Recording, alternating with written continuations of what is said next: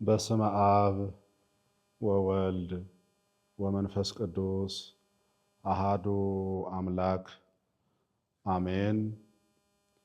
በክርስቶስ ክርስቲያን፣ በወልድ ውሉድ፣ በመንፈስ ቅዱስ መንፈሳውያን የተሰኛችሁ የክርስቶስ ቤተሰቦች የእናታችን የቅድስተ ቅዱሳን የቅድስት ድንግል ማርያም የቃል ኪዳን ልጆች የቅዱሳን ወዳጆች የተወደዳችሁ ክርስቲያኖች በሀገር ውስጥም ከሀገር ውጭም ያላችሁ በያላችሁበት ሰላም እግዚአብሔር ከእናንተ ጋር ይሁን እያልኩ እንኳን ለእናታችን ለቅድስተ ቅዱሳን ለንጽሕተ ንጹሐን ለቅድስት ድንግል ማርያም ዓመታዊ ጾም ወይም ጾመ ማርያም አሊያም ደግሞ ጾመ ፍልሰታ ለማርያም እያልን ለምንጠራው ለተወዳጁ ጾማችን በሰላም በጤና በሕይወት አደረሰን አደረሳችሁ። ደብተራ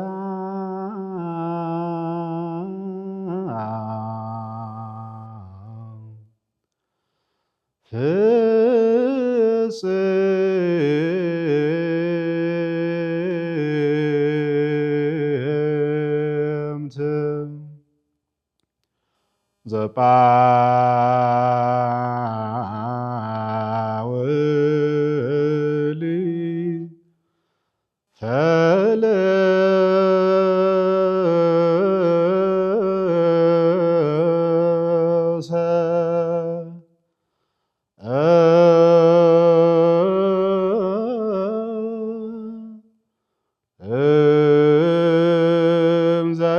እምዘይበሊ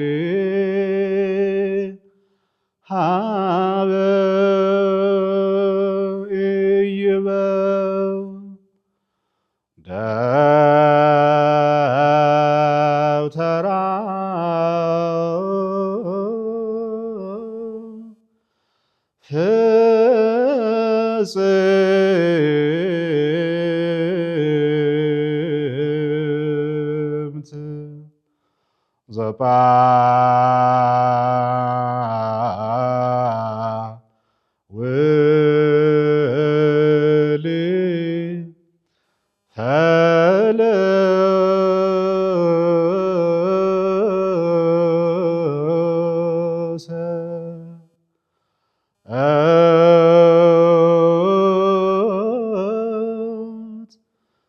ፈለሰ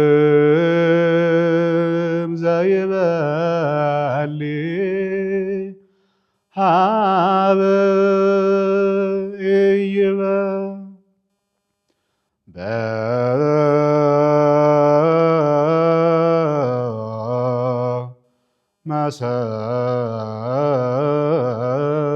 በመሰንቆሁ እንዘ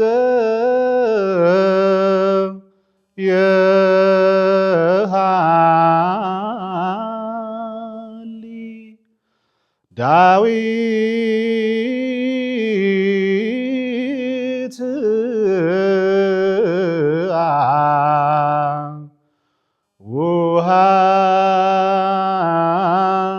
ወወልዳ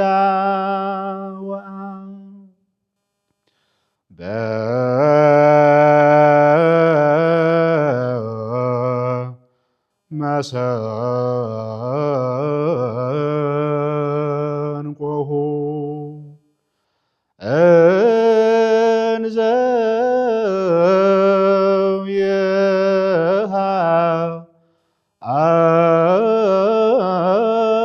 የሃሊ ዳዊት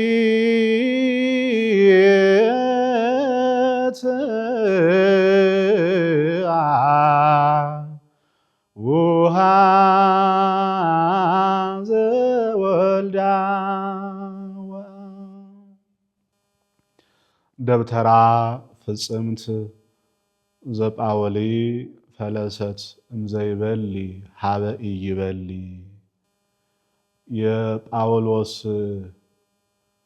አማናዊት ፍጽምት ድንኳን ድንግል ማርያም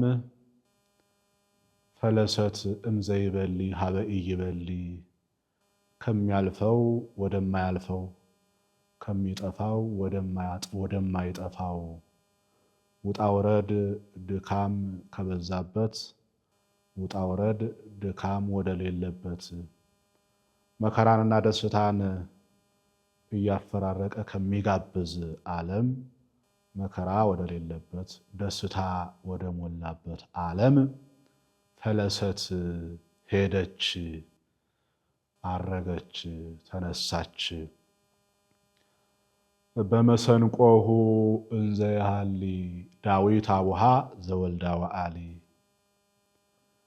የተወዳጅ ልጇ ባለሟል የሆነ አባቷ ዳዊት በመሰንቆሁ እንዘ ያሃሊ በመሰንቆው እየዘመረላት እያጫወታት እያመሰገናት ከዚህ ከሚያልፈው ወደማያልፈው ብልየት ካለበት እርጅና ካለበት ወደማያረጀው ዓለም ፈለሰት ወጣች፣ ሄደች የሚል ነበረ የወረቡ ትርጉም። ቅዱስ ያሬድ በዚቁ ላይ ያስቀመጠውን ያሬዳውያን ሊቃውንተ ቤተ ክርስቲያን ደግሞ ይሄንን የእመቤታችን የቅድስተ ቅዱሳን የቅድስት ድንግል ማርያምን ጾም እንደጨረስን ከትንሣኤዋ ጋር አያይዘው በቤተ ክርስቲያናችን የሚዘምሩት የሚዘመር ያሬዳዊ ወረብ ነው ማለት ነው። ከዚህ በመነሳት አሁን ከነገ ጀምሮ ማለትም ከነሐሴ 1 ጀምሮ እስከ 15 ቀናት ድረስ እስከ ነሐሴ 15 ቀን ድረስ የሚጾመው ጾም የእናታችን የእመቤታችን የቅድስት ድንግል ማርያም ጾም ነው። ከስሙ ትርጓሜ ስንነሳ ጾመ ማርያም ተብሎ ይጠራል። ጾመ ፍልሰታ ለማርያም የእመቤታችን የቅድስተ ቅዱሳን የቅድስት ድንግል ማርያም የፍልሰቷ ጾም በመባል ይታወቃል። እንግዲህ ፍልሰታ ለማርያም ስንል ፈለሰ ሄደ፣ ተሰደደ፣ ወጣ የሚል ትርጉም ያለው የግዕዝ አንቀጽ አለ። ከዚያ የወጣ ሆኖ ፍልሰት ፍልሰታ ማለት እመቤታችን ቅድስተ ቅዱሳን ቅድስት ድንግል ማርያም ከጌቴሴማኒ ሐዋርያት ቅዱስ ሥጋዋን ሊያስቀምጡ ከነበረበት ቦታ አካባቢ ወደ ገነት በቅዱሳን መላእክት ቅዱስ ሥጋዋ መነጠቁን በገነትም በዕፀ ሕይወት ስር ማረፉን ለማመልከት ከዚህ ዓለም ወደ ላይኛው መውጣቷን መፍለሷን ለማሳየት ፍልሰታ ለማርያም ተብሎ ይጠራል ማለት ነው። እንግዲህ የተወደዳችሁ ክርስቲያኖች የእናታችን የእመቤታችን የቅድስት ድንግል ማርያምን ጾመ ፍልሰታዋን ስናስብ እመቤታችን ቅድስት ድንግል ማርያም በዚህ ዓለም ላይ 64 ዓመት ከቆየች በኋላ ሰው የሆነ ሁሉ ሞትን የማይቀምስ ስለሌለ ልክ እንደ ልጇ እንደ ወዳጇ እንደ ጌታችን እንደ መድኃኒታችን እንደ ኢየሱስ ክርስቶስ ሞትን ገንዘቧ አድርጋለች። ከዛ በፊት ቅድስት ድንግል ማርያም እንደምታውቁት የብፅዓት ልጅ ናት፣ የስዕለት ልጅ ናት። እግዚአብሔር ይህንን ዓለም ሊያድን መንገዱ የሚያደርጋት እግዚአብሔር አብ ነጸረም ሰማይ ምስራቀ ወምዕራበ ሰሜነ ወደቡበ አስተንፈሰ ወአፄነወ ወኢረከበ ዘከማኪ ብሎ አባ ሕርያቆስ እንደተናገረው እግዚአብሔር አብ ከላይ ሆኖ ወደ ታች ተመለከተ፣ ወደ ምስራቁም ወደ ምዕራቡም ወደ ሰሜኑም ወደ ደቡቡም ተነፈሰ፣ አሻተተ፣ እንዳንቺ ያለ አላገኝም ብሎ እንደተናገረላት ይህ ዓለም አድፎ በነበረበት ሰዓት በብዙ መተላለፍ ውስጥ በነበረበት ጊዜ እግዚአብሔር ዓለምን ለማዳን ከአንስተ ዓለም መርጦ ያደረባት የከተመባት ናትና ቅድስት ድንግል ማርያም ገና በሕፃንነቷ በእናት በአባቷ ቤት 3 ዓመታትን ቆይታለች። ከ3 ዓመት በኋላ በቤተ መቅደስ እንደምታውቁት 12 ዓመትን ቆይታለች። ከቤተ መቅደስም ወጥታ በቤተ ዮሴፍ ይልቁንም ጌታችን መድኃኒታችን ኢየሱስ ክርስቶስን በጸነሰችበት ጊዜ ለ9 ወራት ከ5 ቀን ያህል ደግሞ በቤተ ዮሴፍ ቆይታ አድርጋለች። ከተወዳጁ ልጇ ከጌታችን ከመድኃኒታችን ከኢየሱስ ክርስቶስ ጋር ደግሞ 33 ዓመት ከ3 ወር አብረው በመውጣቱ በመግባቱ በመውጣቱ በመውረዱ በድካሙም በጉዞ ሁሉ ሳትለየው 33 ዓመት ከ3 ወር አብረው ቆይታለች። ጌታችን መድኃኔ ዓለም ኢየሱስ ክርስቶስ ለቤዛው ዓለም በቀራንዮ አደባባይ የፍቅር እጆቹን ዘርግቶ በመስቀል በሚሰቀልበት ጊዜ በቅዱስ ዮሐንስ ወንጌል ምዕራፍ 19 ላይ እንደተመዘገበልን ነያእምከ እነሆ እናትህ ብሎ ቅድስተ ቅዱሳን ቅድስት ድንግል ማርያም እናቱን የጸጋ እናታችንን ቅዱስ ዮሐንስ የሰው ልጆችን ሁሉ ወክሎ በእናትነት በአደራ መልክ እንዲቀበል አድርጎታል። ከዚህ የተነሳ በቤተ ዮሐንስ 15 ዓመት ቆይታለች። በአጠቃላይ በዚህ ዓለም ላይ የቆየችው 64 ዓመት ይሆናል። ይህ ሁሉ ሲደመር ማለት ነው። በ64 ዓመቷ ከዚህ ውጣ ውረድ ከበዛበት ድካም ከበዛበት ዓለም ልጇ ወዳጇ ሊያሳርፋት ስለፈለገ በቀኙ ሊያቆማትም ስለፈለገ እሷም ደግሞ ሰው እንደመሆኗ መጠን ሌላ ኃይል ስላይደለች ኢያቄም የሚባል አባት ሐና የምትባል እናት ያሏት እንደኛ ሰው የሆነች ነገር ግን ከኛ በንጽህናዋ በቅድስናዋ የተለየች በንጽህና በቅድስና ያጌጠች አምላክን ያህል ነገር በማህፀኗ እንዲከትም ያደረገች ከዚህ በፊትም ያልተደረገ ከዚህ በኋላም ሊደረግ የማይችል ታላቅ ገቢረ ተአምር የተደረገባት እናታችን ቅድስተ ቅዱሳን ቅድስት ድንግል ማርያምን በ64 ዓመቷ እንድታርፍ አደረገ። ወይም ደግሞ ቅድስት ነፍሷ ከቅዱስ ሥጋዋ እንዲለይ ያደረገ ማለት ነው። እንግዲህ ይሄ በጊዜው ለነበሩት ለአባቶቻችን ለቅዱሳን ሐዋርያት ከባድ ነው። ምክንያቱም የአባቶቻችን የሐዋርያት የስብከታቸው ሞገስ ቅድስት ድንግል ማርያም ናት። በመካከላቸው ስትሆን በመካከላቸው ሙላት አለ፣ ጉድለት የለ፣ በረከት አለ፣ ትልቅ መባረክ አለ። ምክንያቱም ቅድስተ ቅዱሳን ቅድስት ድንግል ማርያም የአምላክ እናት የሆነችው በመካከላቸው ስለሆነች ማለት ነው። እና የድንግል ማርያም እረፍት ቅዱሳን አባቶቻችን ሐዋርያት ለጊዜው ለነሱ ፈተና ነው። ሐዘኑም ከባድ ነው በሰውኛው ሲታሰብ ማለት ነው። ግን ደግሞ ሐዘናቸውን ችለው መከራውን ችለው የእናት መከራ ከባድ ቢሆንም ቅዱስ ሥጋዋን በተዘጋጀ ጌቴሴማኒ በተባለ ቦታ ላይ ሊያሳርፉ በአጎበር ይዘው እያመሰገኑ በክብር ይዘው በሚሄዱበት ጊዜ ጠላት መቼስ አርፎ አይተኛም፣ የሰው ልጆችን መልካም ነገርም አይፈልግም። ቀደም ሲል ጌታችን መድኃኒታችን ኢየሱስ ክርስቶስ ወደዚህ ዓለም መጥቶ እውነትን በሚሰብክበት ጊዜ እውነትን መስበክ አይደለም ራሱ እውነት ሆኖ በተገለጠበት ጊዜ ሰዎች ሊቀበሉት አልቻሉም። ሐዋርያው ቅዱስ ዮሐንስ በዮሐንስ ወንጌል ምዕራፍ 1 ቁጥር 11 ጀምሮ ሲናገር ውስተ ዚአሁ መጻ ወእሊአሁሰ የተወክፍዎ ወለእለሰ ተወክፍዎ ወሀቦሙ ስልጣነ ወለወልደ እግዚአብሔር ይኩኑ ለእለ አምኑ በስሙ። የእርሱ ወደ ሆነው መጣ። የገዛ ወገኖቹ ግን አልተቀበሉትም። ለተቀበሉት ግን በስሙ ለሚያምኑ የእግዚአብሔር ልጆች የሆኑ ዘንድ ስልጣንን ሰጣቸው ይላል። የእርሱ ወደ ሆነው መጣ።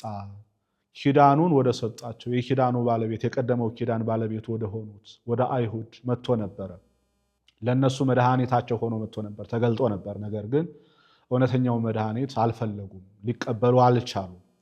ስለዚህ በእውነቱ ትንቢት ያልተነገረላቸው አሊያም ደግሞ ኪዳኑ ያልተሰጣቸው ሌሎቹ አሕዛብ በስሙ የሚያምኑ ሲቀበሉት መድኃኒታችን ነህ፣ ክብራችን ነህ፣ ዘውዳችን ነህ፣ አዳኛችን ነህ ሲሉት የቀደመው ኪዳን የተሰጣቸው አይሁድ ግን አልተቀበሉትም እና ያ ክፋታቸው፣ ያ ተንኮላቸው፣ ያ እሱን አለመቀበላቸው ያም ሳያጸጽታቸው ንስሐ ሳያስገባቸው ቀደም ሲል ልጇ ወዳጇ ተነሳ አረገ እያሉ ሲረብሹ ኖሩ። አሁን ደግሞ እናቱ አረገች እያሉ ሊረብሹን ነው፣ እረፍት ሊነሱን ነው፣ ሊጮሁብን ነው። ስለዚህ አንድ ነገር ማድረግ መቻል አለብን። ይኸውም ደግሞ አስከሬኗን ክብር ይግባትና አቃጥለን ማጥፋት አለብን የሚል ሰይጣናዊ እሳቤ በውስጣቸው አደረ እና ሐሳቡም ሐሳብ ሆኖ አልቀረም፣ ወደ ተግባር መቀየር ፈለጉ። ስለዚህ ቅዱሳን አባቶቻችን ሐዋርያት በዝማሬ በምስጋና ቅዱስ ሥጋዋን ተሸክመው ሲሄዱ መንገድ ላይ ጠብቀው ቅዱስ ሥጋዋን መንጠቅ ፈለጉ ማለት ነው። በሰዓቱ እግዚአብሔር ትልቅ ተአምር ማድረግ ፈልገዋል። ለአንዳንዶቹም ያ የተደረገው ተአምር የመዳን ምክንያት እንዲሆናቸው ጠፍተው እንዳይቀሩ። መቼስ እግዚአብሔር ቸር አባት ነው፣ የፍቅር አባት ነው። ሳያስተምር፣ ሳይመክር፣ ሳያሳይ የሚቀጥ አምላክ አይደለም። ስለዚህ እነዚህ ወገኖች የተደረገውን ተአምራት እንዲያዩ በዓይናቸው እንዲያዩ አደረገ። የእግዚአብሔር መልአክ መጥቶ በተለይ ከነዚህ ከክፉዎች ከአይሁድ መካከል የሰይጣን መልእክተኞች ከሆኑት የሰይጣን ሐሳብ አስፈጻሚ ከሆኑት ሰዎች መካከል አንዱ ታውፋንያ የሚባል ሰው ሮጦ መጥቶ የቅድስት ድንግል ማርያም ቅዱስ ሥጋ የነበረበትን የአልጋ ሸንኮር ጨብጦ ወደ ታች ሊጥል ነው፣ ሊያወርድ ነው። በሱ ሐሳብ እጁን ሲዘረጋ የእግዚአብሔር መልአክ ሁለት እጁን ቀጨው ይላል እና በሰዓቱ አዘነ። እግዚአብሔርም ታላቅ ተአምር አደረገ። የዚህ ታውፋንያ የተባለ ሰው እጆቹ የተቆረጡ እጆቹ ማለት ነው በሰዓቱ ተመልሰው ደህና እንዲሆኑ በዚሁም እንዲማር ማለት ነው። የሚገርመው ነገር ይሄ ሰው እንደገና የተደረገውን ተአምር በዚህ በቅዱስ ሥጋዋ ላይ እመቤታችን ያደረገችውን ተአምር በማየት በሌላ ጊዜ አምኖ ተጠምቆ እውነተኛ ክርስቲያን ሆኖ እውነተኛ ክርስቲያን ብቻ አይደለም፣ እንደገና የክርስቶስ እውነተኛ ምስክር ሆኖ ተገልጦ በአሕዛብ መካከል ስሙን ይዞ እየዞረ በሰማዕትነት ያረፈ ሰው ሆኗል ማለት ነው። ለክብር በቅቷል። እግዚአብሔር ይችላል። አንዳንድ ጊዜ ለክፋት ብለው የተነሱት ሰዎችን የራሱ ምርጥ ዕቃ ሲያደርጋቸው እናያለን። ለምሳሌ በመጽሐፍ ቅዱስ የጳውሎስን ታሪክ ታስታውሳላችሁ። ሐዋርያው ቅዱስ ጳውሎስ የመጀመሪያ ታሪኩ ቤተክርስቲያን አሳዳጅ የነበረ ሰው ነው።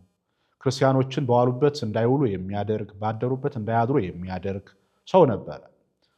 እነ ቅዱስ እስጢፋኖስ ለቤተክርስቲያን ቀናኢ የነበረው ሊቀ ዲያቆናት ቅዱስ እስጢፋኖስ ተወግሮ በሚገደልበት ጊዜ ቅዱስ ጳውሎስ ተባባሪ የነበረ ሰው ነው።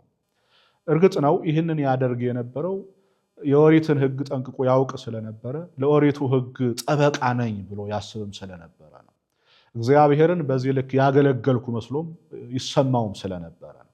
ግን እግዚአብሔር ይህንን ሰው መጨረሻ ላይ የራሱ ምርጥ ዕቃ ሲያደርገው ታያላችሁ።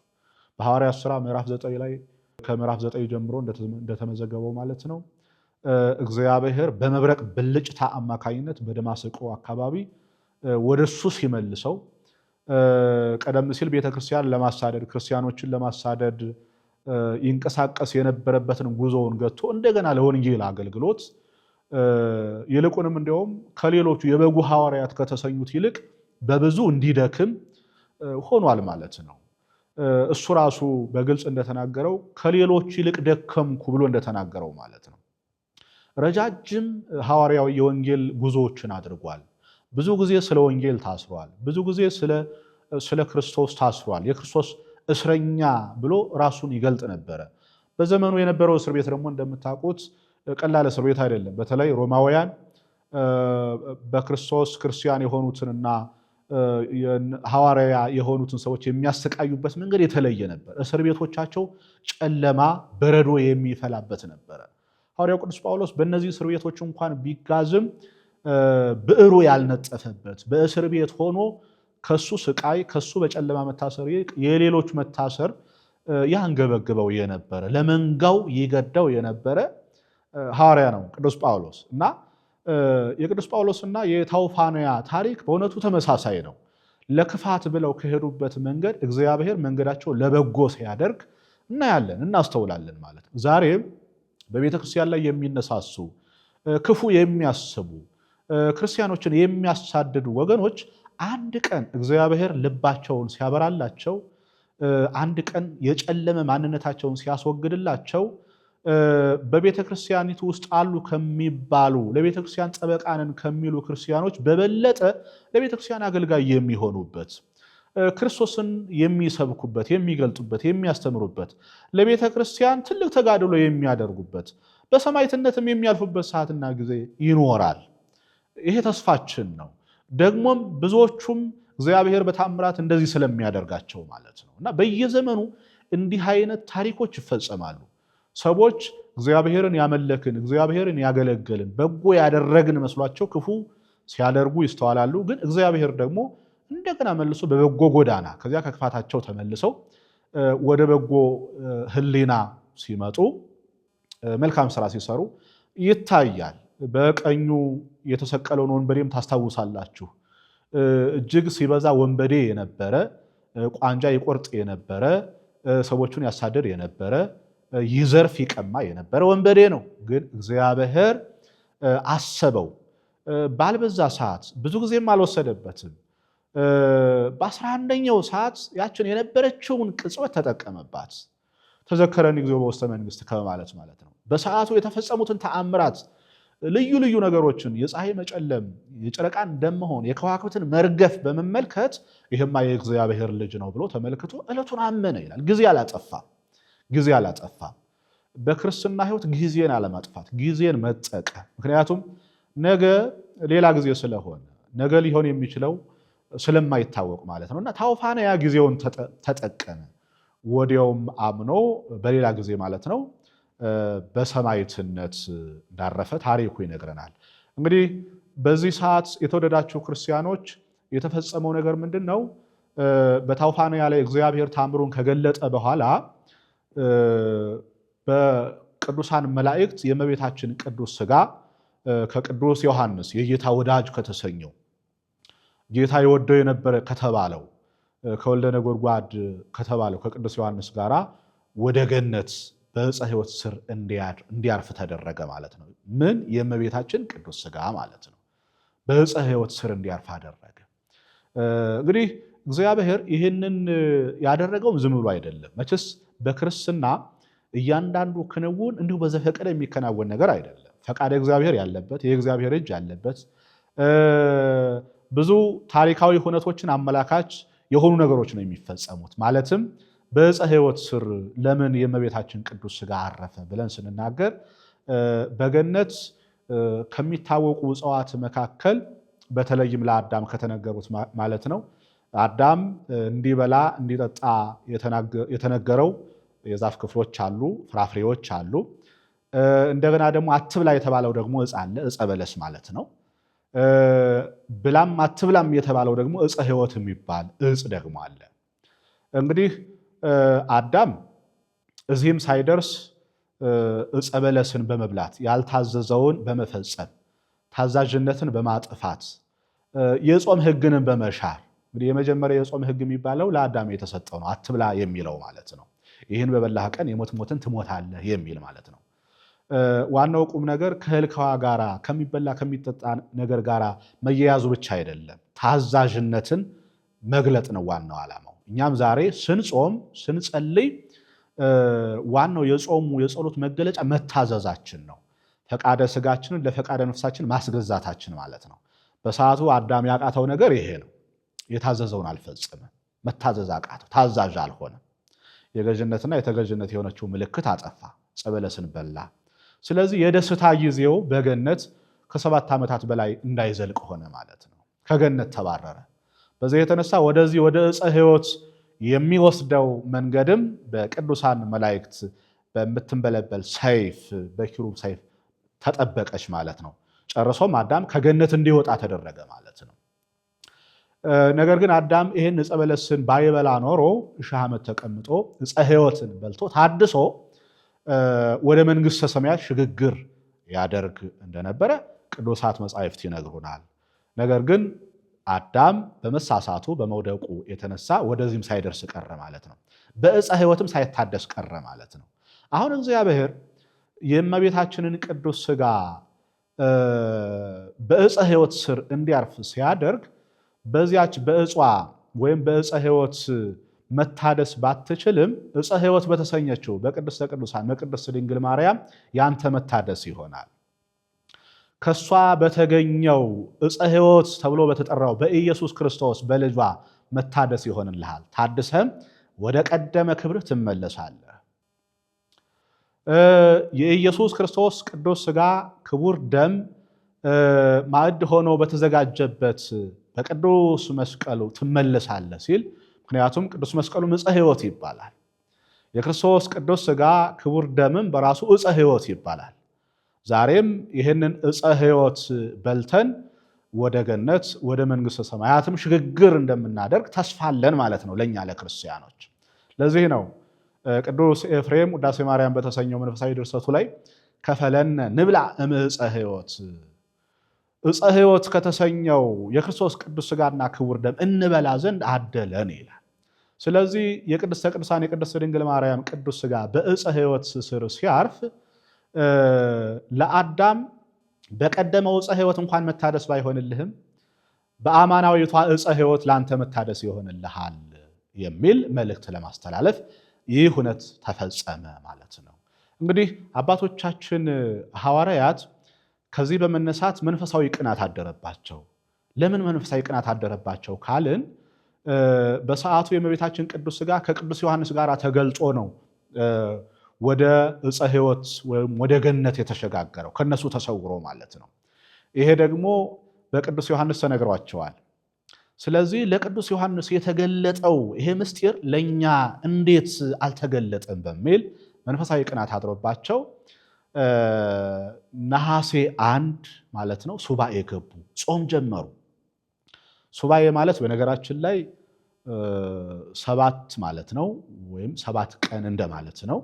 አንድ ሱባኤ ሲባል 7 ቀን፣ 2 ሱባኤ ካልን 14 ቀን ማለት ነው።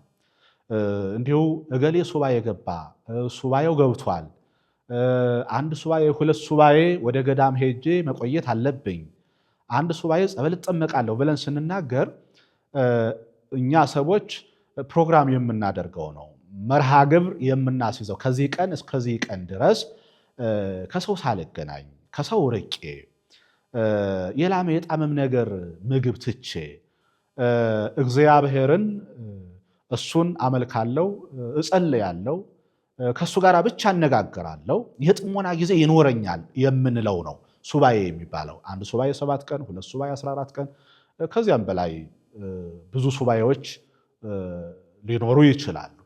እንግዲህ ሱባኤ መገባት የተጀመረው ወይም ሱባኤ መያዝ የተጀመረው ጾም መያዝ የተጀመረው በሐዋርያት ዘመን ብቻም አይደለም፣ ከአዳም ጀምሮ ነው። አዳም ከተፈረደበት በኋላ ከገነት ከወጣ በኋላ ተስፋ አልቆረጠም፣ ሱባኤ ገብቷል። 35 ቀናትን ያህል በሱባኤ ከቆየ በኋላ እግዚአብሔር ኪዳን ገብቶለታል፣ በሱባኤው አማካኝነት ማለት ነው። በመጽሐፈ ቀሌምንጦስ ምዕራፍ 2 ቁጥር 23 ላይ እንደተመዘገበው በሐሙስ ዕለት ወበመንፈቃ ለዕለት ትወለድ እሞለተ ወለትከ ወድኅኩስተ መርህብከ ወትቤት ዘወከበ መስቀል ወሞቴ። በ5 ቀን ተኩል ወይም ደግሞ 5500 ዘመን ሲፈጸም ከላይ ልጅ ተወልጄ በሜዳህ ድኬ በመስቀል ተሰቅዬ አድንሃለሁ የሚል ትልቅ ተስፋ የመዳን ተስፋ ሰጥቶታል ማለት ነው። ስለዚህ ሰዎች ሱባኤ ሲገቡ ተስፋ አለ ማለት ነው። እግዚአብሔር የሚሰጠን ነገር አለ፣ የሚሰጠን ባረኮት አለ ከቀደሙ አባቶቻችን ዘመን ጀምሮ ማለት ነው። በዘመነ ነቢያትም እንዲህ አይነት ሱባኤዎች ነበሩ። ክርስቶስ እንዲወርድ እንዲወለድ ዓለም ከገባችበት የኃጢአት አረንቋ ነፃ እንድትወጣ ሱባኤ ይገቡ ነበር። ይልቁንም በዘመነ ሐዋርያት ደግሞ አባቶቻችን ሐዋርያት በተለይ ይህንን የእመቤታችንን ጾም የምንለውን የጾሙት ለመጀመሪያ ጊዜ እነሱ ናቸው። እንግዲህ ነሐሴ 1 ቀን ለዮሐንስ የተገለጠው ምስጢር ለእኛ እንዲህ ሳይገለጥ ቀረ በሚል ነሐሴ 1 ጀምረው እስከ 14 ቀን ድረስ 2 ሱባኤ ማለት ነው ጾም ያዙ፣ ሱባኤ ገቡ። በ14ተኛው ቀን ቅዱስ ሥጋዋን አምጥቶ ሰጣቸው። ለማን? ለአባቶቻችን ለቅዱሳን ሐዋርያት። እነሱም እግዚአብሔርን አመስግነው የእመቤታችን የቅድስተ ቅዱሳን የቅድስት ድንግል ማርያም ቅዱስ ሥጋዋን ተቀብለው እንዳሰቡት በጌቴሴማኒ ባዘጋጁት ስፍራ ላይ ገንዘው ቀበሩት ማለት ነው። ምኑን? የእመቤታችንን ቅዱስ ሥጋ። ያረፈችው ጥር 21 ነው። እንግዲህ የተቀበረችው ነሐሴ 14 ቀን ማለት ነው። አባቶቻችን ሐዋርያት ከነሐሴ 1 ጀምረው እስከ ነሐሴ 14 ድረስ ሱባኤ ይዘው በ14ተኛው ቀን ቅዱስ ሥጋዋን ተቀብለው ቀበሩ። እዚህ ላይ እንግዲህ ሊቃውንተ ቤተክርስቲያንም እንደሚናገሩት ከመትንሣኤ ወልዳ ልክ እንደ ልጇ ትንሣኤ ማለት ነው 3 ቀን 3 ሌሊት በመቃብር ካደረች በኋላ እመቤታችን ቅድስተ ቅዱሳን ቅድስት ድንግል ማርያም ተነሳች። ሞት ይዞ ሊያስቀራት አልቻለም። መቃብርን ባዶ አድርጋ በልጇ ኃይል ቅድስተ ቅዱሳን ቅድስት ድንግል ማርያም ተነሳች። እንግዲህ የእመቤታችን ትንሣኤ አዲስ የሚሆንባቸው እንግዳ የሚሆንባቸው ሰዎች መቼስ አይታጡም። በየዘመኑ አላረገችም አልተነሳችም የሚሉ ሰዎች አሉ፣ በየዘመኑ እየተነሱ ማለት ነው። እግዚአብሔር ግን አይደለም በሐዲስ ኪዳን እሱ ራሱ ጌታ ማህፀኗን ዓለም አድርጎ የከተመባት እናቴ ያላት ዓለምን ለማዳን መንገዱ ያደረጋት በንጽህና በቅድስና ያጌጠችው ኃጢአት የሌለባት ቅድስተ ቅዱሳን ቅድስት ድንግል ማርያም አይደለም በብሉይ ኪዳን ዘመን በዚያ በጨለመው ዘመን የሰው ልጅ ከእግዚአብሔር ጋር በተጣላበት ዘመን የጥል ግድግዳ በቆመበት ዘመን የሰው ልጅ ተስፋ የሚሆነው ነገር ባጣበት ዘመን በተለይ በነ ሄኖክ ዘመን ማለት ነው። መጽሐፍ ቅዱስ እንደሚነግረን ኦሪት ዘፍጥረት ምዕራፍ 5 ቁጥር 23 ጀምራችሁ ስትመለከቱ ሄኖክም አካሄዱን ከእግዚአብሔር ጋር ስላደረገ አልተገኘም ይላል። ሄኖክ 365 ዓመት በዚህ ምድር ላይ የኖረ ሰው ነው። ግን ይህን ያህል ዓመት ግን አካሄዱ ከእግዚአብሔር ጋር ስላደረገ ሞት አላገኘውም። ከሞት ማምለጥ የቻለ ሰው ነው። ልብ በሉ እንግዲህ አካሄዱን ከእግዚአብሔር አድርጎ ከሞት ማምለጥ ከቻለ ሄኖክ፣ ነቢዩ ኤልያስ በዚህ ምድር ላይ ኖሮ አካሄዱን ከእግዚአብሔር ጋር አድርጎ የሐሰት ጣዖታትን የሐሰት ነቢያትን አሳፍሮ እግዚአብሔርን አምልኮ በሕዝብና በአሕዛብ ፊት እግዚአብሔርን ገልጦ ኖሮ ሞትን ሳያይ ወደ ብሔረ ሕያዋን ከተነጠቀ እግዚአብሔር ይህን ካደረገ እናታችንን በማህፀኗ 9 ወር ከ5 ቀን የከተመባትን ከዛም ደግሞ በሱ ምክንያት መከራ ያየችውን በመውጣቱ በመግባቱ ያልተለየችውን የተንከራተተችውን እስከ እግረ መስቀል ድረስ እረኛው ሲመታ መንጋው ሲበተን ያልተለየችውን እናታችንን እንዲሁ አፈር ትቢያ ሆና እንድትቀር የሚፈቅድ ይመስለናልን? እግዚአብሔር እነ ሄኖክን ካሳረገ ለነ ኤልያስ እንዲህ አይነት ድንቅ ስራ ከሰራ እናታችን ቅድስተ ቅዱሳን ቅድስት ድንግል ማርያም ተነሳች አረገች ቢባል ሐሰት ሊሆን አይችልም። ይህም እንዲሁ በልማድ አሊያም በግምት ሳይሆን በትንቢተ ነቢያት በቅዱሳት መጻሕፍት የተመሰከረ እውነት ስላለ ማለት ነው።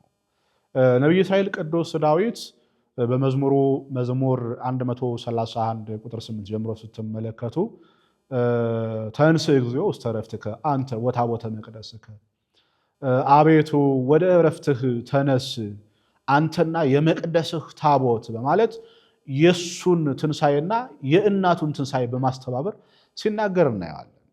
በሌላም መንገድ ወትቀውም ንግሥት በየማንከ በአልባሰ ወርቅ ውጽፍት ወሁብርት ንግሥቲቱ ወርቅ ለብሳ በወርቅ ተጎናጽፋ ወርቅ ዘወደርባ በንጽህና በቅድስና አጊጣ ትነሳለች፣ በቀኝህ ትቆማለች ብሎ አስቀድሞ ትንቢት ተናግሯል። ሌሎቹም አበው ነቢያት ስለ እመቤታችን ስለ ቅድስተ ቅዱሳን ስለ ቅድስት ድንግል ማርያም ትንሣኤ ዕርገት በትንቢት መንገድ ብዙ ብለዋል። ልክ ስለ ልጇ ስለ ወዳጇ ስለ ኢየሱስ ክርስቶስ ትንሣኤ ዕርገት በሰፊው እንደተነገረ ሁሉ ማለት ነው እና እመቤታችን ቅድስተ ቅዱሳን ቅድስት ድንግል ማርያም ተነሳች በሦስተኛው ቀን ከመትንሣኤ ወልዳ በ14 ቀን አግኝተዋት ከቀበሯት በኋላ በ16 ስታርግ ከሐዋርያት መካከል ቅዱስ ቶማስ ያገኛታል። ሐዋርያት በተለይ የበጉ ሐዋርያት የተሰኙት ደመና ጠቅሰው የክርስቶስን ወንጌል በየሀገረ ስብከታቸው ይሰብኩ ነበር እና ሀገረ ስብከቱ ህንድ የሆነችው የዛሬዋ ማላንካራ ኦርቶዶክስ ቤተክርስቲያን መሰረቷ ቅዱስ ቶማስ ነው የሚባልለት ሐዋርያው ቅዱስ ቶማስ በደመና ከሀገረ ስብከቱ ወደ ኢየሩሳሌም ሲመለስ የእመቤታችን ቅድስተ ቅዱሳን ቅድስት ድንግል ማርያም በቅዱሳን መላእክት ታጅባ ስታርግ በደመና በክብር ያገኛታል እና መጽሐፍ እንደሚለው ወፈቀደ ይደቅም ደመናሁ ከደመናው የወርቅ ዘንድ ወደደ ይላል። ከፍቅሩ ጽናት የተነሳ እመቤታችን ይወዳታል እና አስቀድሞ የልጅሽ ትንሣኤ ሳይገለጽልኝ እውን ሳይሆንልኝ ቀረ፣ አሁንም ደግሞ ያንቺን ትንሣኤ እንዴት ሳላይ እቀራለሁ ብሎ ከደመናው የወርቅ ዘንድ ወደደ ተፍገመገመ ይላል እና ወንድሞችስ ይህን አላዩም፣ አንተ እንኳን ይሄን ክብር አይተሃል። ስለዚህ አሁንም ቢሆን ሄደህ ወደ ወንድሞችህ ይህንን ምልክት ወስደህ ሳርግ ስነሳ እንዳየህ ነገራቸው፣ ይሄ ምልክት ይሁንልህ ብለው ሰበኗን ወይም ደግሞ የተገነዘችበትን መግነዝ ማለት ነው ሰጠችው ይላል። የተገነዘችበት ነጭ ነገር ነው መግነዙ፣ ሰበን ይባላል። እመቤታችን የተገነዘችበት መግነዝ። በነገራችን ላይ አንዳንድ ጥሩ ታሪክ የሚያውቁ ክርስትናቸውን እንዲሁ በስማ ብለው በዘልማድ ሳይሆን በተግባር የሚከታተሉ ክርስቲያኖች አሉና በሆነ ጊዜ አንድ የገጠመኝ ነገር አለ። አንድ እማቃት ልጅ ናትና ጥር 21 ልጅ ትወልዳለች። ወንድ ልጅ ነው የወለደችው። ጥር 21 ማለት እመቤታችን ያረፈችበት ዕለት ነው እና ለልጇ ስም ስታወጣ ሰበን ብላ ጠራችው እና የልጁን ስም ማናልሽው ስላት ሰበን ብዬ ጠራሁት አለች። ሰበን ልብ በሉ ሰበን። እኔ ለጊዜ መሰለኝ ይሄ የእንግሊዘኛ ሰበን 7 ቁጥር ማለት ነው ወይስ ምንድን ነው ስላት አልመጣለኝም በሰዓቱና አይ ልጁ የተወለደው ጥር 21 ነው። ጥር 21 ደግሞ እመቤታችን ያረፈችበት ዕለት ነው። እመቤታችን ጥር 21 አርፋ እንደገና የተነጠቀ ቅዱስ ሥጋዋ ተመልሶ ነሐሴ 14 ላይ ስትቀበር የተገነዘችበት መግነዝ ሰበን ይባላል እና ያንን ታሪካዊ ሂደት ለማስታወስ ብዬ ነው አለች። ተገረምኩኝ። አንዳንድ ሰው ሰበን ሲባል የእንግሊዝኛው ቁጥሩ ነው የሚመስላቸው ለብዙዎቹ፣ ግን ሰበን ማለት መግነዝ ማለት ነው። እመቤታችን የተገነዘችበት መግነዝ ማለት ነው እና የልጇን ስም ሰበን አለችውና ሁሌ ሳስብ እገረማለሁኝ። እንግዲህ ይሄ ሰበን የሚባለው ነገር አባቶቻችን ሊቃውንተ ቤተክርስቲያን ዛሬም በሻሽ መልክ ይሄንን ለበረከት ጠምጥመው ታዩታላችሁ። እንዲሁም ደግሞ በትልልቁ ይሄ መስቀል ላይ በመጾር መስቀል ላይ ከታች ዘርፍ ሆኖ መስቀሉ ላይ ማለት ነው ከታች ዘርፍ ሆኖ ልብሱን ታዩታላችሁ። በሌላ መንገድ እንዲህ እኛ በምንይዘው መስቀል በዚህኛው መስቀል ማለት ነው ከታች በዘርፍ መልክ ይሄ ሹቲው መስቀል መያዣ ማለት ነው አድርገን እንጠቀማለን ብዙ ጊዜ እና ይህ ሁሉ ማስታወሻነቱ ያ የእመቤታችን ቅዱስ ሥጋ የተገነዘችበት ሰበን መግነዝ ይባላል ማለት ነው። እሱን ለማስታወስ ለመዘከር ነው። ምክንያቱም ቶማስ ያን ከእመቤታችን ከተቀበለ በኋላ ሰበኑን ማለት ነው መጥቶ ወደ አባቶቻችን ወደ ሐዋርያት አንድ ነገር ጠየቃቸው። ነገርየውን እንዳልሰማ እንዳላወቀ ሆኖ ማለት ነው። የእመቤታችን ነገር እንዴት ሆነ አላቸው። አይ እመቤታችንማ እኮ አግኝተናት በሱባኤያችን አማካኝነት በጾም በጸሎታችን አማካኝነት ቅዱስ ሥጋዋ ተሰጥቶን ባዘጋጀነው ስፍራ ቀበርን አስቀመጥን አሉት። እንዴ ሞት በጥር በነሐሴ መቃብር እንዴት ሊሆን ይችላል? ያረፈችው ጥር 21 ነው። በነሐሴ የተቀበረች ማለት ምን ማለት ነው አላቸው። እና ቅዱስ ጴጥሮስ እንደምታውቁት በመጽሐፍ ቅዱስ ብዙ ጊዜ ለመልስ የተዘጋጀ ሐዋርያ ነው። ፈጣን ነው። ሊቃውንተ ቤተክርስቲያን የሐዋርያት አፈ ጉባኤያቸው ይሉታል። የሆነ ጥያቄ ሲመጣ ፈጣን ምላሽ ነው። እንደምታስታውሱት በፊልጶስ ቂሳርያ በማቴዎስ ወንጌል ምዕራፍ 16 ላይ ሰዎች የሰው ልጅ ማን ይሉታል ብሎ ሲጠይቅ ብዙዎቹ የተለያየ ስም ሲሰጡት ቅዱስ ጴጥሮስ ግን በመንፈስ ቅዱስ ተቃይቶ እግዚአብሔር መንፈስ ቅዱስም ገልጦለት ራሱ ጌታም እንዳለው ማለት ነው። ይሄን ሥጋና ደም አልገለጠልህም ብሎ እንደተናገረው ማለት ነው። አንተማ ክርስቶስ የሕያው እግዚአብሔር ልጅ ነህ ብሎ ሐዋርያት ያልተናገሩትን የተናገረ ሐዋርያ። ከዚህ የተነሳ አንተ ብፁዕ ነህ ተብሎ የቤተ ክርስቲያን መሰረት እንደሚሆን ክህነቱ ማለት ነው የተነገረለት ክርስቶስ ያከበረው ሐዋርያ ነው። ፈጣን ነው ለመልስ እና አንተ ሁሌም ትጠራጠራለህ አለው ቶማስን ማለት ነው። ከዚህ ቀደም ጌታ ተነስቷል ስትባል እሱም ተነስቻለሁ ሲል ካላየው አላምንም ያልክ ሰው ነህ፣ አሁንም በቃ ማየት መቻል አለብህ ብሎ መቆፈሪያውን ነጥቆ እመቤታችን ወደ ተቀበረችበት ስፍራ ይዞት ሄደ ይላል። እና ሄዶ በችኮላ መቃብሩን ሲከፍተው መቃብሩ ባዶ ነው። በእርግጥም እመቤታችን ተነስታለች፣ አረጋለች። ክብር ምስጋና ለእመቤታችን ይሁን። በትንሣኤዋ በእርገቷ ሁላችንንም ተባርከን ተቀድሰን ተነስታለች፣ አረጋለች። መቃብሩ ባዶ ነው እና ደነገጸ ይላል ቅዱስ ጴጥሮስ። ቅዱስ ቶማስም የቅዱስ ጴጥሮስንና የሌሎቹን ሐዋርያት መደናገጥ ካየ በኋላ አይ እኔ እኮ አታምኑኝም ብዬ ነው እንጂ እመቤታችንን ስታርግ አግኝቻታለሁ። ምን ምልክት አለ አሉት። ቅድም ያልኳችሁን ዛሬ ካህናቱ ለበረከት በራሳቸው ላይ የሚጠመጥሙት በመጾር መስቀሉ ላይ የሚደረገው ከታች የሚንጠለጠለው ሱቲ፣ እንዲሁም አባቶች በሚያሳለሙበት መስቀል ላይ ከታች ባለው በዚህ የሚያንጠለጥሉት ሱቲ ምልክት የሆነው ያንን የተገነዘችበትን መግነዝ ለ12 ተካፍለው ለበረከት በራሳቸው እንደጠመጠሙት ከዚያም በሐዋርያዊ ጉዟቸው ለወንጌል አገልግሎት በሚሰማሩበት ሰዓት ድውይ ይፈውሱበት እንደነበረ፣ ለምጽ ያነጹበት እንደነበረ፣ ትልቅ ተአምራት ያደርጉበት እንደነበረ የታሪክ መዛግብት ያስረዳሉ።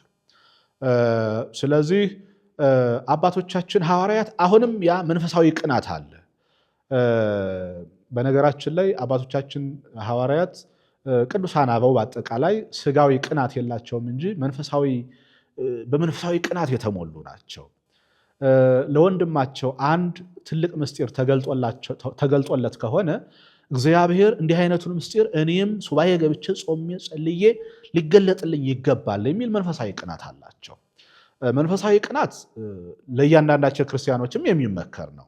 ሰው መንፈሳዊ ሲሆን እንደገሌ መንፈሳዊ በሆኑ ሰው ሲጾም ሲጸልይ ምን ነው እኔም ለጸሎት ለጾም ብዘጋጅ፣ ሰው ወደ ቤተክርስቲያን ሲገሰግስ እኔም ወደ ቤተክርስቲያን ልምጣ ማለት፣ ቁርባናዊ ሕይወትን ገንዘብ ሲያደርግ በቅዱስ ሥጋው በክቡር ደግሞ ልታተም ይገባኛል ብሎ መቅናት ያስፈልጋል። ቅንው ለእንተ ተአቢ ጸጋ ተብሎ እንደተጻፈው ማለት ነው። ለምትበልጠዋ ጸጋ ቅኑ እንደተባለው ማለት ነው። በሌላ መንገድ እገሌ ሀብታም ነው የገሌ ሀብት ለእኔ ይሁን፣ እገሌ ባለስልጣን ነው የገሌ ስልጣን ለእኔ ይሁን፣ እንዲህ አይነት ከስጋዊ ነገሮች ጋር ከሰዋዊ ነገሮች ጋር ቁሳዊ ከሆኑ ነገሮች ጋር ሲሆን ነው ስጋዊ ቅናት መጥፎ የሚሆነው በቤተክርስቲያን የማይመከረው እንጂ መንፈሳዊ ቅናት አስፈላጊ ነው ማለት ነው። እና አባቶቻችን ሐዋርያት አስቀድሞ ለዮሐንስ ተገልጣ ለእኛ ሳትገለጥ ብለው እንደቀኑትና ሱባኤ እንደገቡት ጾም እንደጀመሩ ሁሉ ድጋሚ ደግሞ በዓመቱ ማለት ነው በዓመቱ ነሐሴ 1 ቀን ሱባኤ ገቡ። ለምን? ለቶማስ እመቤታችን ስታርግ ስትነሳ ተገልጣ ለእኛ እንዴት አልተገለጠችም ብለው ማለት ነው። እና ነሐሴ 1 ሱባኤ ገቡ፣ ጾም ጀመሩ አባቶቻችን ሐዋርያት። ነሐሴ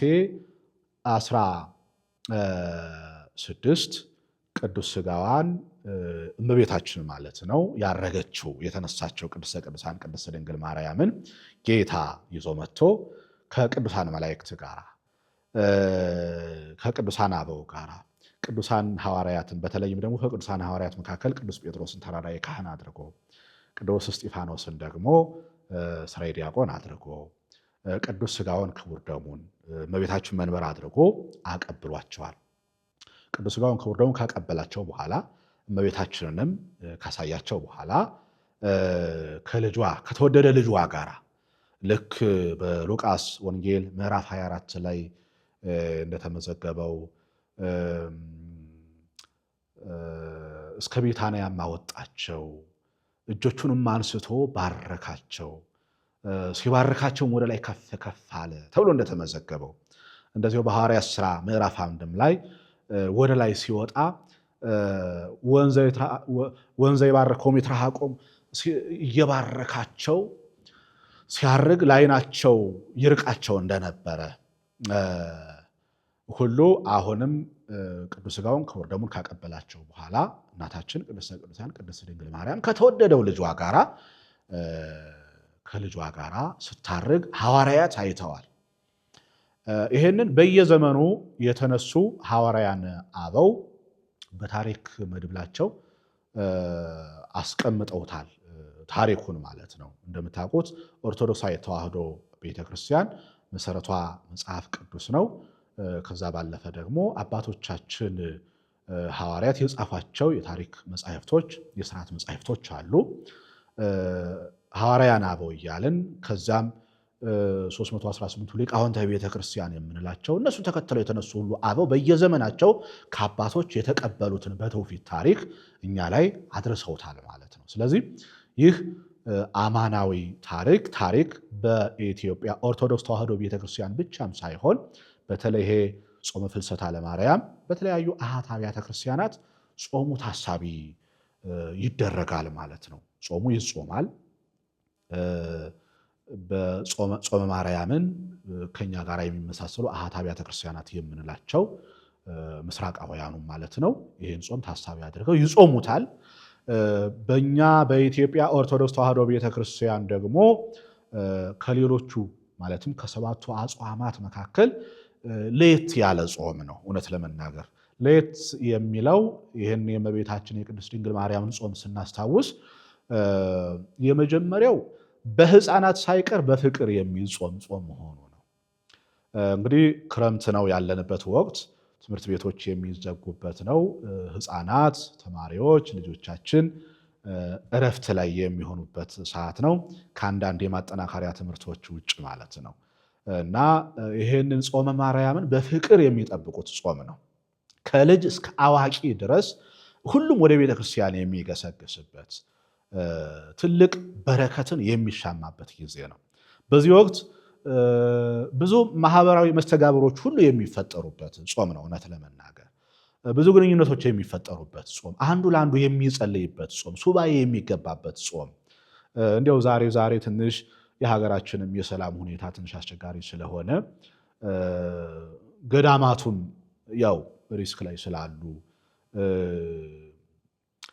ሄዶ ሱባኤ ለመያዝ ጾም ለመጾም አስቸጋሪ ስለሆነ እንጂ በተለይ በከተማው የሚኖሩ ክርስቲያኖች ይችን የእመቤታችን ጾመ ፍልሰታዋን ወደ ተለያዩ አድባራትና ገዳማት ሄደው ሱባኤ ይዘው ጾመው ጸልየው ፈቃድ እግዚአብሔርን ጠይቀው የሚመለሱበት ችግራቸውን ለእግዚአብሔር ነግረው ለእናቱ ለቅድስተ ቅዱሳን ለቅድስት ድንግል ማርያም አማክረው ከበረከተ ፍልሰታዋ ከበረከተ ጾሟ በረከትን ተሻምተው የሚመለሱበት ጊዜ ነበረ። እርግጥ ነው ዛሬ ላይ ምንም እንኳን አስቀድሜም እንዳልኩት ሁኔታዎች ለዚህ አመች ባይሆኑም ክርስቲያኖች በያሉበት ቦታ ሆነው በያሉበት አጥቢያ ሱባኤያቸውን ሱባኤ ማድረግ ይችላሉ። ጾማቸውን ጾም ማድረግ ይችላሉ። የግድ ገዳማት ላይ ካልሄድን ብቻ ማለትም የለብንም። ማለት ቢመቻች ብንሄድ ይችን ሁለቷን ሱባኤ ጾመን ጸልየን ብንመጣ ችግር አልነበረውም። ግን ባለንበት ቦታም ሆነን ሱባኤውን ታሳቢ ማድረግ እንችላለን። መስሪያ ቤታችንን የሱባኤ ቦታ ማድረግ እንችላለን። ቤታችንን የሱባኤ የጾም ቦታ ማድረግ እንችላለን። ማለቴ ስራችንን እየሰራን በቤታችን እየኖርን ጾሙን ታሳቢ አድርገን በደንብ እየጾምን በጸሎት ታግዘን ሱባኤውን ማሳለፍ እንችላለን ማለት ነውና እንግዲህ በቤተ ክርስቲያናችን ሰፊ አገልግሎት የሚሰጥበት ጊዜ ነው። በተለይ እንግዲህ ከዛሬ ጀምሮ ማለት ነው አባ ጊዮርጊስ ዘጋስጫ የእሳቸው ድርሰት የሆነው መንፈሳዊ ድርሰት ሰዓታት የሚባለው ማለት ነው ከሌሊቱ 6 ሰዓት ጀምሮ ተቆሞ ይታደራል እስከ 12 ሰዓት። ከ12 ሰዓት ጀምሮ ማለት ነው ደግሞ እንግዲህ በሌሎች በአንዳንድ አድባራት እንግዲህ ስብዓተ ነግም ይኖራል። የኛ በዚህ በታላቁ ገዳም በምስካየ ኅዙናን መድኃኔዓለም ገዳም ደግሞ እንግዲህ ከ12 ሰዓት ጀምሮ ውዳሴ ማርያም ይተረጎማል፣ አንድምታው ይሰማል ማለት ነው። ከ5 ሰዓት ጀምሮ ባለው ማለት ነው እስከ ቅዳሴው ሰዓት ደግሞ የወንጌል አገልግሎት ይኖራል እና በአጠቃላይ በሁሉም አብያተ ክርስቲያናት በዚህ ወቅት በተለይ በዚህ በጾማችን ጊዜ በእመቤታችን ጾም ማለት ነው ትልቅ አገልግሎት የሚሰጥበት ጊዜ ነው። ትልቅ ጸሎትም የሚደረግበት ጊዜ ነው። የቅዱሳኑ ጸሎት የሚያደርግበት ሰዓትና ጊዜ ነው እና ከበረከተ ጾሙ ለመሳተፍ ክርስቲያኖች ታላላቆች ብቻ አይደሉም፣ ሕፃናትም ጭምር የሚሽቀዳደሙበት ጊዜ ነው። እጅግ ደስ የሚል የተወደደ ጊዜ ነው። ይልቁንም እጅግ አስደሳች ከሚሆንበት አንዱ ደግሞ ይሄ ሁሉም ቁርባናዊ ሕይወትን ገንዘብ ለማድረግ የሚሽቀዳደምበት ጊዜ መሆኑ ነው። በእርግጥም መጾማችን፣ መጸለያችን፣ ሱባኤውን ሱባኤ ማድረጋችን በዋናነት ለቅዱስ ቁርባን እንድንበቃ ጭምር ነው።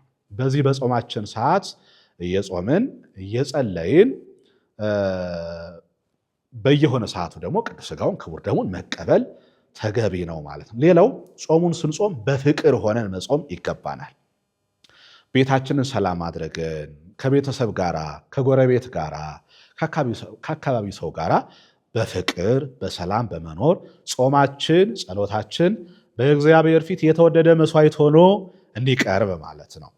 እንደምታውቁት ጾም ግዳጅ ይፈጽማል። መቼስ ያለ ዋጋ የሚሰራ ሰው የለም አደለ? የመንግስት ሰራተኛ ቢሰራ ለደሞዙ ነው አደለ?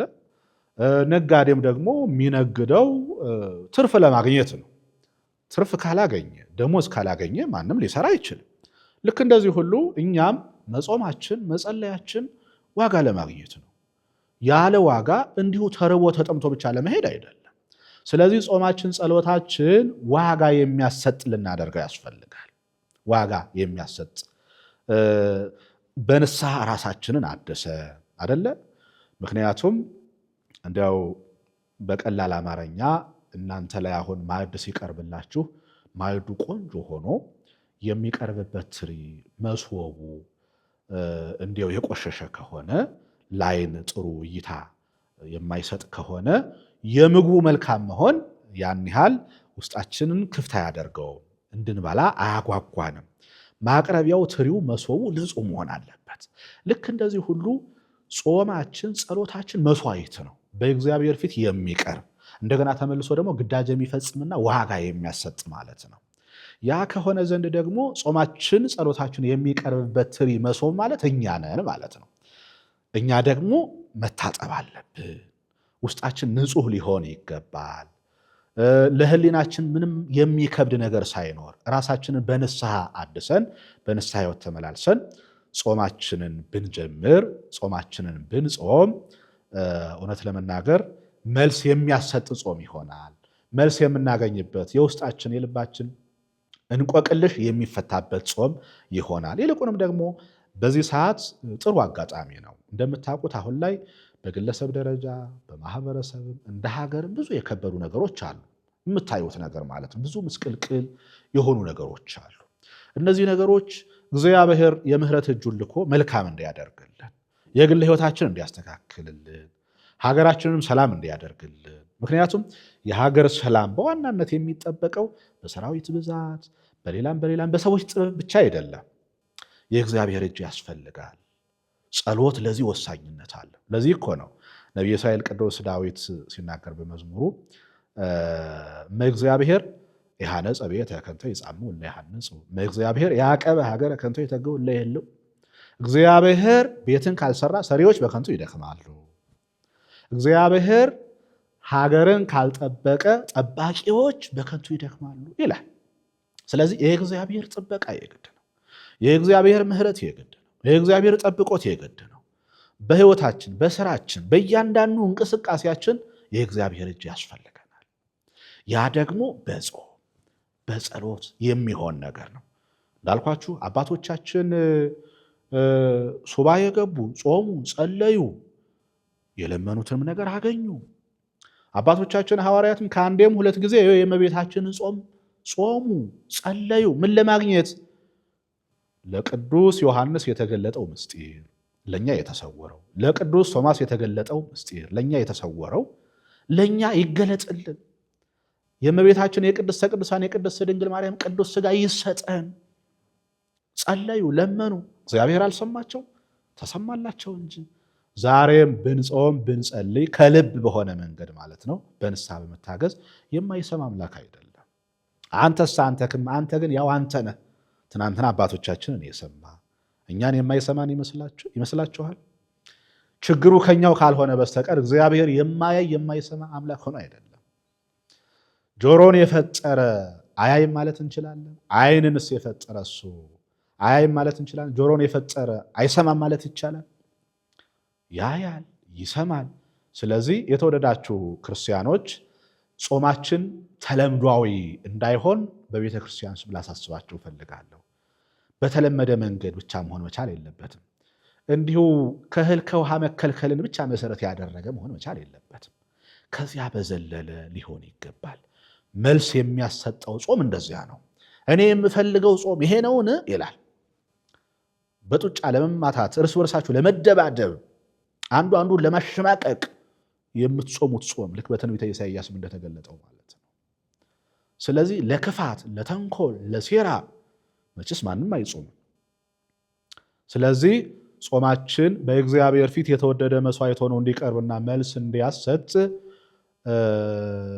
የሚያደርግ ጾም ልንጾም ይገባል ለማለት ነው። በተረፈ እንግዲህ በዚህ በጾማችን ጊዜ የመጨረሻው መልእክቴ የሚሆነው ብዙ ሕዝብ ወደ ቤተክርስቲያን የሚመጣበት ሰዓትና ጊዜ ነው።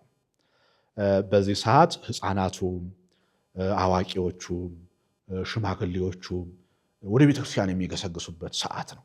በማታውም መርሃ ግብር፣ በሌሊቱም መርሃ ግብር፣ በቀኑም መርሃ ግብር እና በዚህ ሰዓት በየአካባቢው ወደ ቤተክርስቲያን በምትገሰግሱበት ሰዓት ጥንቃቄ እንዳይለያችሁ። መንገድ ስታቋርጡ በተለይ ሕፃናቱ፣ አሮጊቶች፣ እናቶች፣ አባቶች በተቻለ መጠን እንዲያው ይሄንን የምትሰሙ ሹፌሮችም ካላችሁ በዚህ ጊዜ ሕፃናት በሰፊው ወደ ቤተክርስቲያን የሚገሰግሱበት ጊዜ ነው፣ መንገድ የሚያቋርጡበት ጊዜ ነው እና በትዕግስት እንድታሽከረክሩ መልእክቴ ነው። ሕፃናትም ደግሞ ወደ ቤተክርስቲያን ስትመጡ ጥንቃቄ እንዳይለያችሁ። ቢቻል ከእናት ከአባቶቻችሁ ጋራ፣ ካልሆነ ደግሞ መንገድ ስታቋርጡ ከአዋቂ ሰው ጋር መንገድ ማቋረጥ ይጠበቅባችኋል።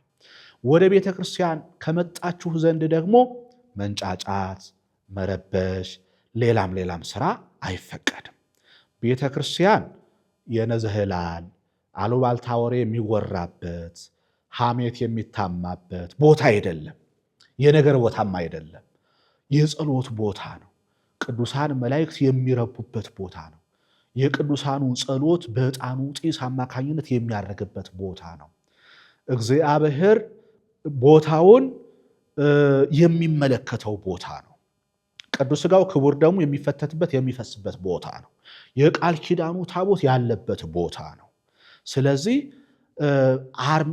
በቀስታ በትዕግስት ሆነን በቤተ ክርስቲያን የሚተላለፈው መልእክት እየሰማን ትምህርቱን እየተከታተልን ጸበልን በሚሰጥበት ሰዓት ሳትጋፉ፣ እንዲሁ ተሻምቶ ተጋፍቶ በረከት የለም። ቀስ ብሎ ተረጋግቶ ጸበሉንም መቀበል፣ ሁልጊዜም ደግሞ የቅዱስ ቁርባኑ ተሳታፊ መሆን። ወደ ቅዱስ ቁርባኑም ለመሳተፍም ስትመጡ እንደዚያው ስርዓት ባለው መንገድ ሁሉ ነገር በአግባብና በስርዓት ይሁን አይደል የሚለው መጽሐፍ። ያለ አግባብ ያለ ስርዓት የሚሆን አንዳች ነገር መኖር መቻል የለበትም። ቤተ ክርስቲያን ደግሞ የስርዓት ቤት ናት፣ የሕግ ቤት ናት። ስለዚህ ዝም ብሎ እንዳልሆነ ነገር ይሄ እንደ ዓለማዊ ሰልፎች እንደ ዓለማዊ ቦታዎች የምንንጫጫበት የምንገፋፋበት ቦታ አይደለም ማለት ነውና ይሄንን መልእክት ለማስተላለፍ ነው።